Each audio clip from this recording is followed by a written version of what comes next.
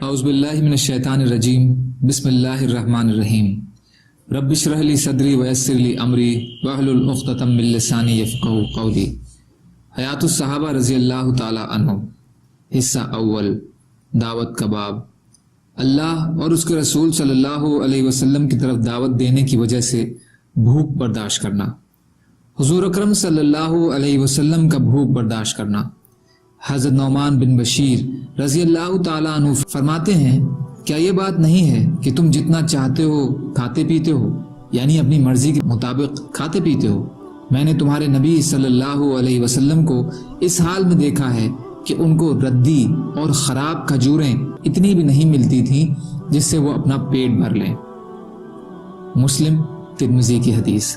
امام مسلم نے حضرت نعمان رضی اللہ تعالیٰ عنہ سے روایت کی ہے کہ حضرت عمر رضی اللہ تعالیٰ عنہ نے لوگوں کو ان کے زمانے میں جو دنیاوی فتوحات ملی ان کا ذکر کیا اور فرمایا کہ میں نے حضور صلی اللہ علیہ وسلم کو اس حال میں دیکھا ہے کہ آپ کا سارا دن بھوک کی بے چینی میں گزر جاتا تھا۔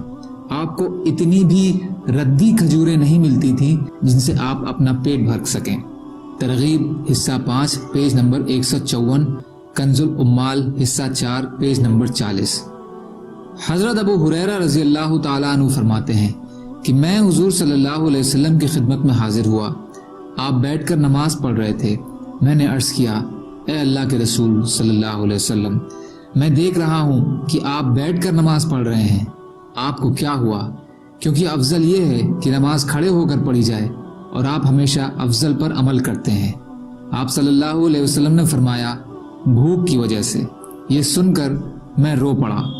آپ نے فرمایا، اے ابو ہریرہ، رو مت، کیونکہ جو آدمی دنیا میں ثواب کی نیت سے بھوک کو برداشت کرے گا، قیامت کے دن اس کے ساتھ حساب کتاب میں سختی نہیں کی جائے گی۔ جو آدمی ثواب کی نیت سے بھوک کو برداشت کرے گا، قیامت کے دن اس کے ساتھ حساب کتاب میں سختی نہیں کی جائے گی۔ کنز العمال حصہ 4 پیج نمبر 41 کی حدیث۔ حضرت عائشہ رضی اللہ تعالیٰ عنہ فرماتی ہیں کہ حضرت ابو بکر رضی اللہ عنہ کے گھر والوں نے ایک رات ہمارے یہاں بکری کی ایک ٹانگ بھیجی۔ میں نے اس ٹانگ کو پکڑا اور حضور صلی اللہ علیہ وسلم نے اس کے ٹکڑے کیے، یا حضرت عائشہ رضی اللہ عنہا نے فرمایا کہ حضور صلی اللہ علیہ وسلم نے پکڑا اور میں نے ٹکڑے کیے۔ روایت کرنے والے کہتے ہیں کہ عائشہ رضی اللہ عنہا جس سے بھی یہ حدیث بیان کرتی اس سے یہ بھی فرماتی کہ یہ کام چراغ کے بغیر کیا گیا تھا۔ مسند احمد۔ طبرانی کی روایت میں یہ بھی ہے، روایت کرنے والے کہتے ہیں کہ میں نے حضرت عائشہ رضی اللہ عنہا سے پوچھا، اے ام المومنین، کیا یہ کام چراغ کی روشنی میں ہوا تھا؟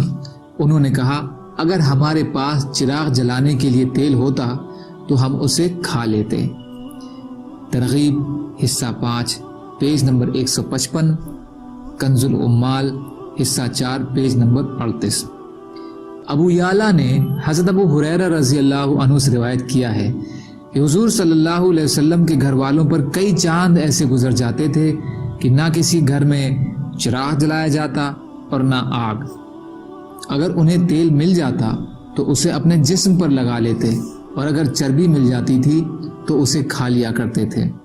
ترغیب حصہ 5 پیج نمبر 154، ہیثمی حصہ 10 پیج نمبر 325۔ حضرت ابو ہریرہ رضی اللہ عنہ فرماتے ہیں کہ حضور صلی اللہ علیہ وسلم کے گھر والوں پر ایک چاند گزر جاتا، پھر دوسرا چاند گزر جاتا، اور حضور صلی اللہ علیہ وسلم کے کسی بھی گھر میں کچھ آگ نہ جلائی جاتی، نہ روٹی کے لیے اور نہ سالن کے لیے۔ لوگوں نے پوچھا، اے ابو ہریرہ، پھر وہ کس چیز پر گزارا کیا کرتے تھے؟ ابو ہریرہ رضی اللہ عنہ نے فرمایا، 2 کالی چیزوں پر، یعنی کھجور اور پانی پر۔ ہاں، حضور صلی اللہ علیہ وسلم کے پڑوسی انصار تھے، اللہ انہیں بہترین بدلہ دے۔ ان کے پاس دودھ والے جانور ہوتے تھے جن کا کچھ دودھ وہ حضور صلی اللہ علیہ وسلم کے گھر والوں کو بھیج دیا کرتے تھے۔ ہیثمی حصہ 10 پیج نمبر 315۔ سبحان اللہ و بحمدہ سبحانک اللہم و بحمدک اشہد ان لا الہ الا انت استغفرک و اتوب الیک سبحان ربک رب العزت عما یصفون وسلام علی المرسلین والحمد للہ رب العالمین برحمتک یا ارحم الراحمین لا الہ الا اللہ محمد رسول اللہ.